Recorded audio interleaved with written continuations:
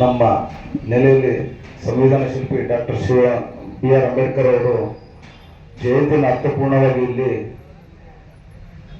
ನಾವು ಆಚರಣೆ ಮಾಡ್ತಾ ಇದೀವಿ ಅಂದರೆ ನಮಗೆ ಆ ಸ್ವೇಚ್ಛೆ ಕೊಟ್ಟಿದ್ದೆ ಡಾಕ್ಟರ್ ಬಿ.ಆರ್. ಅಂಬೇಡ್ಕರ್ ಅವರು. ಅದಕ್ಕೆ ನಮಗೆ ಈ ಕಾರ್ಯಕ್ರಮ ಮಾಡೋದಕ್ಕೆ ತುಂಬ ಸ್ಫೂರ್ತಿದಾಯಕ ಮತ್ತು ತುಂಬ ಸಂತೋಷನೂ ಆಗುತ್ತೆ.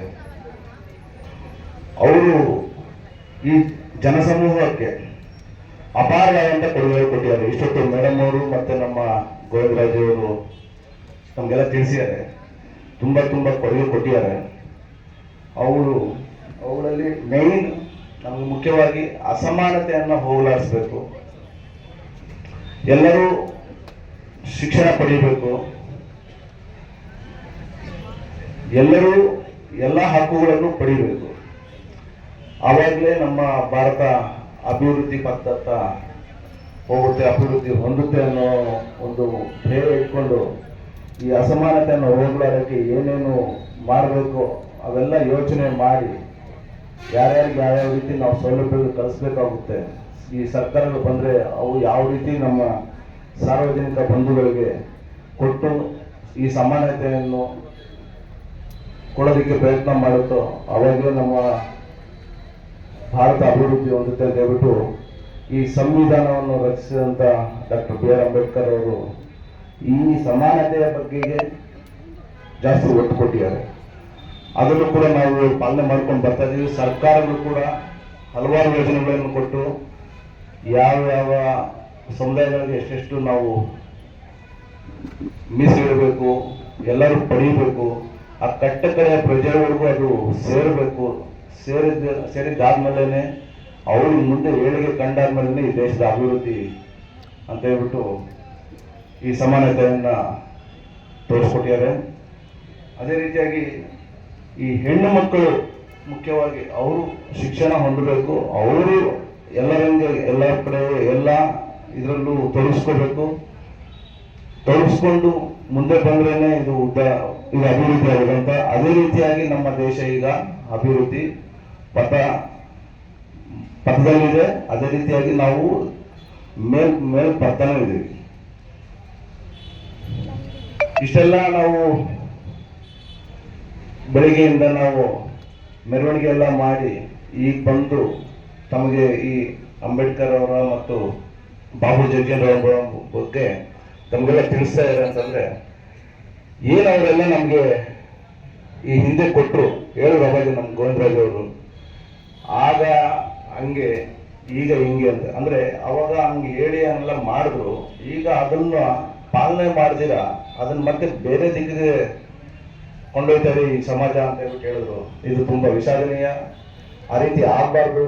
ಏನು ನಮ್ಮ ಹಿರಿಯರು ಹೇಳಿದಾರೆ, ನಾಯಕರು ಹೇಳಿದ್ದಾರೆ, ಏನು ಆ ಮಾತುಗಳಿದ್ದಾವೆ ಅವೆಲ್ಲ ನಾವೆಲ್ಲ ಮೈಗೂಡಿಸ್ಕೋಬೇಕು. ಆ ಆದರ್ಶಗಳನ್ನು ನಾವು ಬೆಳೆಸ್ಕೊಂಡು ಸಮಾಜದಲ್ಲಿ ಎಲ್ಲರೂ ಒಂದಾಗಿ ಬದುಕಬೇಕು ಅನ್ನೋದೇ ಎಲ್ಲರ ಆಶಯ. ಈ ಕಾರ್ಯಕ್ರಮ ಮಾಡೋದಕ್ಕೂ ಕೂಡ ಒಂದು ಅರ್ಥ ಇರುತ್ತೆ.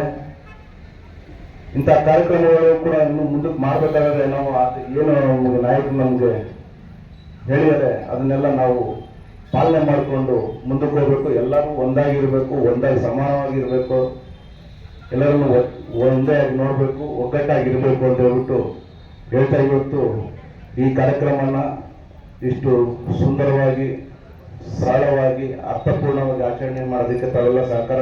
ಭಾರತ ರತ್ನ ಆಧುನಿಕ ಮನು, ಭಾರತದ ಸಂವಿಧಾನ ಶಿಲ್ಪಿ, ಜಗತ್ತು ಕಂಡಂತಹ ಅಭೂತಪೂರ್ವ ಜ್ಞಾನಿ ಡಾಕ್ಟರ್ ಬಿ.ಆರ್. ಅಂಬೇಡ್ಕರ್ ಅವರ ಜನ್ಮ ದಿನಾಚರಣೆ ಹಾಗೂ ಬಾಬು ಜಗಜೀವನ್ ರಾಮ್ ಅವರ ಜನ್ಮ ದಿನಾಚರಣೆಯನ್ನ ಈ ದಿನ ತಾಲೂಕು ಆಡಳಿತ ವತಿ ಮತ್ತು ಸಮಾಜ ಕಲ್ಯಾಣ ಇಲಾಖೆಯಿಂದ ಆರಂಭಿಸಲಾಗಿದೆ.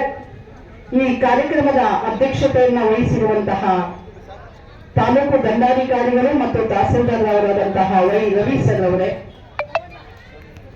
ಹಾಗೆಯೇ ತಾಲೂಕು ಕಾರ್ಯನಿರ್ವಾಹಕರಾದಂತಹ ಮಧುಸೂದನ್ ಅವರೇ, ಕಾನೂನಿನ ರಕ್ಷಕರಾಗಿ ನಮ್ಮೊಂದಿಗೆ ಇರುವ ಜನ್ಮ ದಿನಾಚರಣೆ, ಇಂಗ್ಲೆಂಡಿನ ಪ್ರಮುಖ ದ್ವಾರದಲ್ಲಿ 3 ಜನರ ಹೆಸರುಗಳನ್ನು ಸುವರ್ಣಾಕ್ಷರಗಳಲ್ಲಿ ಬರೆದಿದ್ದಾರೆ.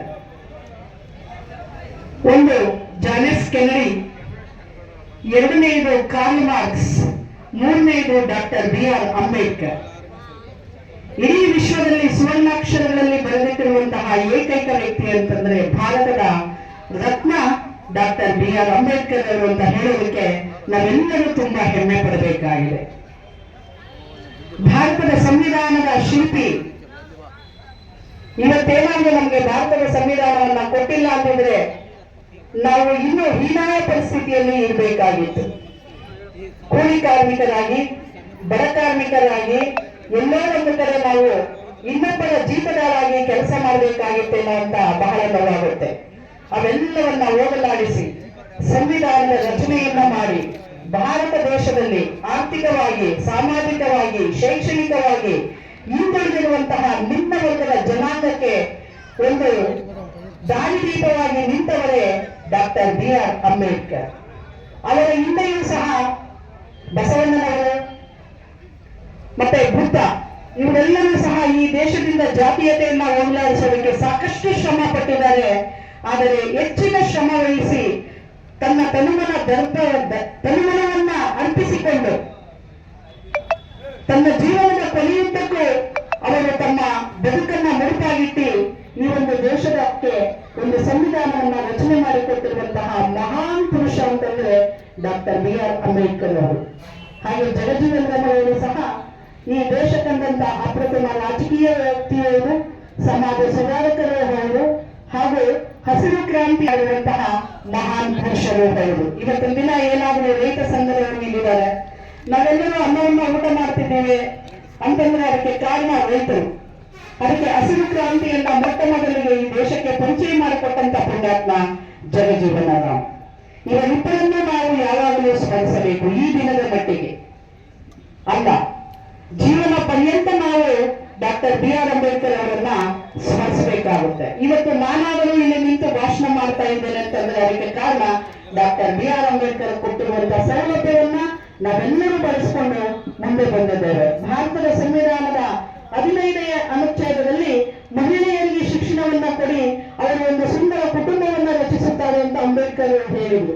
ಇಲ್ಲಿರುವಂತ ಏನು ಮಹಿಳಾ ಮಣಿಗಳಿದ್ದೀರಾ, ನಾವೆಲ್ಲ ಏನಿದ್ದೇವೆ ಇವತ್ತು ನಾವು ತಾಕತ್ತಿನಿಂದ ಧೈರ್ಯವಂತರಾಗಿ ಸಂವಿಧಾನದ 45ನೇ ಅನುಚ್ಛೇದದ ಅಡಿಯಲ್ಲಿ ಡಾಕ್ಟರ್ ಬಿ.ಆರ್. ಅಂಬೇಡ್ಕರ್ ಅವರು ಬರೀತಾರೆ, 6ರಿಂದ 14 ವರ್ಷದ ಎಲ್ಲ ಮಕ್ಕಳು ಜಾತಿ ಭೇದ ಭಾವವಿಲ್ಲದೆ, ಲಿಂಗ ಭೇದ ಭಾವವಿಲ್ಲದೆ ಎಲ್ಲ ಮಕ್ಕಳು ಉಚಿತ ಮತ್ತು ಕಡ್ಡಾಯ ಶಿಕ್ಷಣವನ್ನ ಪಡೆದಾಗ ಮಾತ್ರ ಈ ದೇಶ ಸುಭದ್ರದತ್ತ ಹೋಗುತ್ತೆ ಎನ್ನುವುದನ್ನ ಅವರು ಹೇಳಿದ್ದಾರೆ. ಆ ನಿಟ್ಟಿನಲ್ಲಿಯೇ ಇವತ್ತು ಎಲ್ಲ ಶಾಲೆಗಳಲ್ಲಿ ನಾವು ಉಚಿತ ಮತ್ತು ಕಡ್ಡಾಯ ಶಿಕ್ಷಣವನ್ನ, ವಿಶೇಷವಾಗಿ ಸರ್ಕಾರಿ ಶಾಲೆಗಳಲ್ಲಿ ಉಚಿತ ಮತ್ತು ಕಡ್ಡಾಯ ಶಿಕ್ಷಣವನ್ನ ನೀಡುವುದರ ಮುಖಾಂತರ ಮಕ್ಕಳಿಗೆ ಎಲ್ಲ ವಿಶೇಷ ಸೌಲಭ್ಯಗಳನ್ನ ಕೊಡುವುದರ ಮುಖಾಂತರ ಮಕ್ಕಳ ಶೈಕ್ಷಣಿಕವಾಗಿ ಪ್ರಗತಿಪರರಾಗಿ ದೇಶವನ್ನು ಕಟ್ಟುವಂತಹ ನಾಯಕರನ್ನಾಗಿ ಮಾಡುವ ನಿಟ್ಟಿನಲ್ಲಿ ಭಾರತ ಸಂವಿಧಾನದ 45ನೇ ಅನುಚ್ಛೇದ ಬಹಳ ಪರಿಪೂರ್ಣತೆಯಿಂದ ಕೂಡಿದೆ ಎಂದು ಹೇಳೋದಕ್ಕೆ ನಾನಾದರೂ ಹೆಮ್ಮೆ ಪಡ್ತೇನೆ. ಹಾಗೆ ನಾವೆಲ್ಲರೂ ಸಹ ಶ್ರಮಪಟ್ಟು ಮಕ್ಕಳಿಗೋಸ್ಕರ ಶಿಕ್ಷಣ ಇಲಾಖೆಯಲ್ಲಿ